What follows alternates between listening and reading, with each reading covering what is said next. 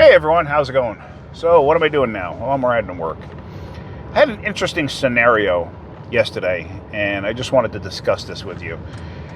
You guys all know about how much I really dislike CVTs. I cannot stand those transmissions. I hate the way they feel. They're not reliable. They don't last. I have not yet seen one that does. Every single Nissan I've ever seen will go between 60 and 120,000 miles and then need a transmission. And those transmissions are not cheap. You're talking usually a $6,000 repair. If you have a Nissan Pathfinder or one of those with a CVT, you're talking even more. So, yeah, it's kind of brutal what you got to pay for a transmission on one of those things. And trust me, we do a ton of them at the shop. So a customer comes in yesterday with a Nissan Kicks, a 2022 with 30,000 miles on it. And his complaint was, every once in a while, when he goes to take off, it seems like it won't upshift. Well, technically they don't shift at all. They slip and they have that variable ratio and stuff like that. And it's all done through a mechanical belt and pulley system. So think about that for a minute too. How strong could a belt and pulley system be when you're holding back a vehicle? That's why they fail. That's why they fail constantly. So I was like, all right, well, I took it for a ride, and that's when I realized this thing was like, I really thought there was something wrong at first. I'd never driven one of them before, but I thought there was something wrong. So I was like, how can a car be this underpowered? So I thought there was a transmission problem, but sure enough, I come to find out, Nissan Kicks, it's a little SUV. This thing's got only 122 horsepower on a good day. Like, 122 horsepower, that's it? Like, whew, my Dodge Neons had 135, if I'm not mistaken. Like, really? So, it was sluggish, to say the least. So, I checked it for codes. It had no codes. The transmission felt fine. Okay. So I decided, let me look up service intervals and see when they recommend changing the fluid.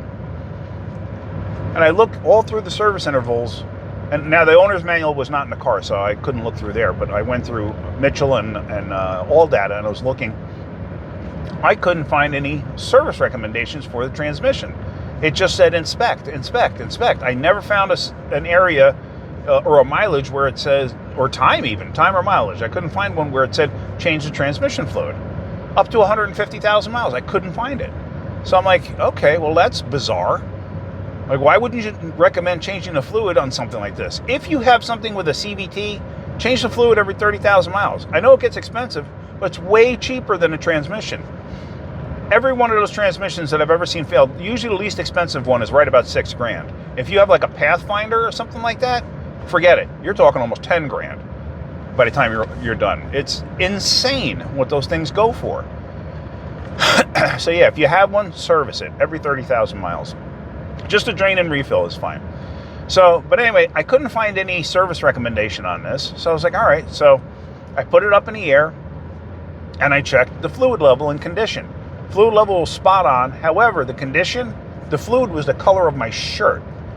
Now that fluid is a caramel kind of color. Like, it looks like a lightweight oil, like a 020 oil mainly, maybe with like a greenish tinge to it or a bluish tinge. And this fluid, I literally was the color of my shirt. You could not see through it, and I had this much in a cup, like a 1/16 of an inch in a cup, and you could not see through it. I use those, I save like fast food restaurant plastic cups, because those you can clean out with brake clean and stuff like that, and they work perfect for doing stuff like this. And I mean, literally a 1/4 or a 1/16 of an inch of fluid at the bottom of this cup, couldn't see through it, black as mud, and it almost looked like it had chunks in it. So I'm like, oh, this is wonderful.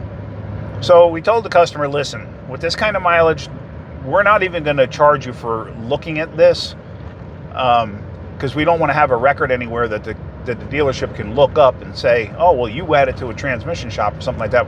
We're not going to honor a warranty. Trust me, I've seen stupider things happen. So he was kind of concerned. He was a little worried. He's like, well, what do I expect when I go to the dealer?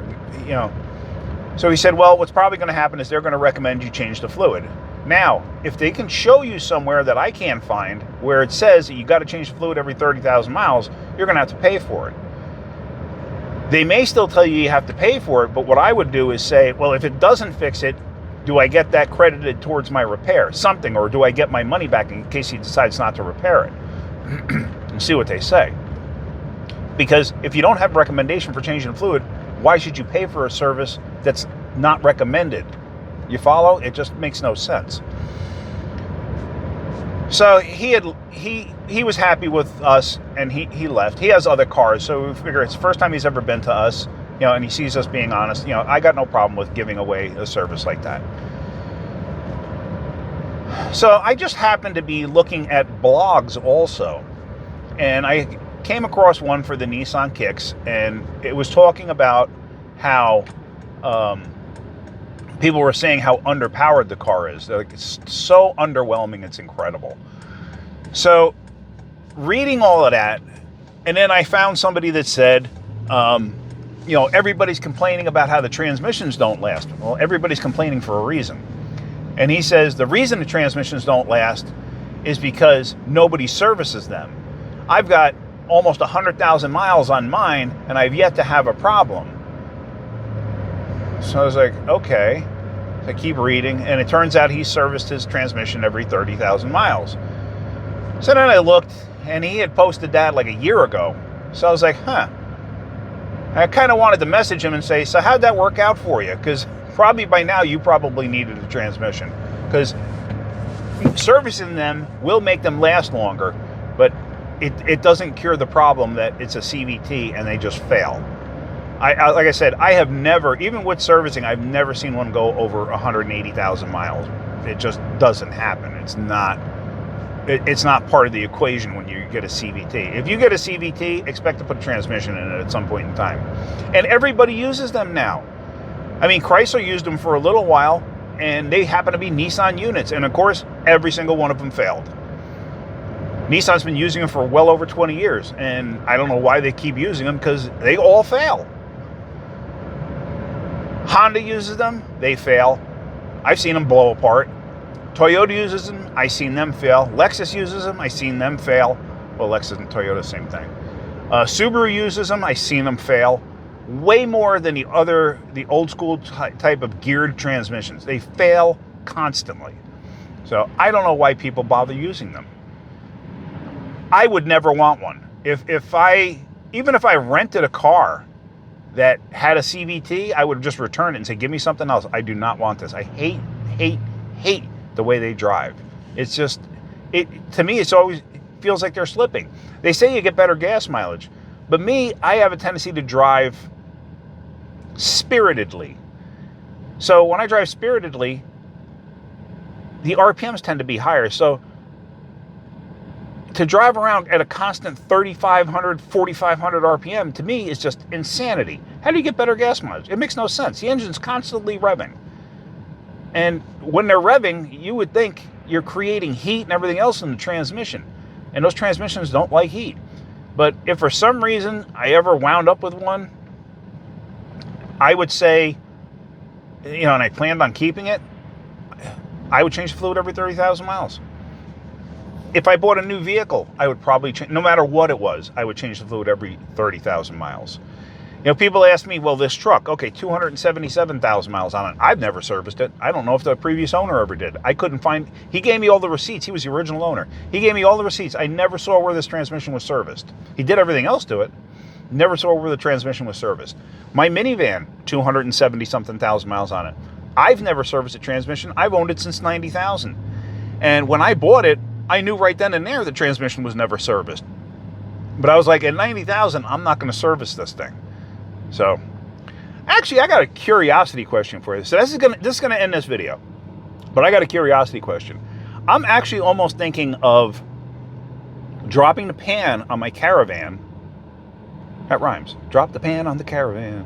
I was thinking about dropping the pan on the Caravan, saving the fluid just in case, and actually cutting the filter open and see what it looks like at 270,000 miles and never being serviced. Is that something you guys want to see? If it is, let me know in the comments, because I'm really considering doing that. Because here's the thing. I would probably use the old fluid, put it back in. But the problem becomes the filters. Those are not screens in the in those transmissions on like on my Caravan. Those I'm pretty sure have like a filter media. So I'm actually worried about it getting plugged up, because the transmission shifts fine. I have no issues with it. So is that something I want to do? Is that something you want to see? If it's something you want to see, let me know in the comments. All right, guys, I'm starting to get ready to get up on the highway, and I want to get off this phone. So if you're getting something out of my videos, hit that like button. If you could, please subscribe. If you look down in the description, you will see where I have links to Amazon products that I personally use. I'm just asking that you give a click. If you give a click, I get it shows that I have traffic. If you buy something, even better. You do help me out. I get a little percentage. But yeah, so that's it. All right, guys.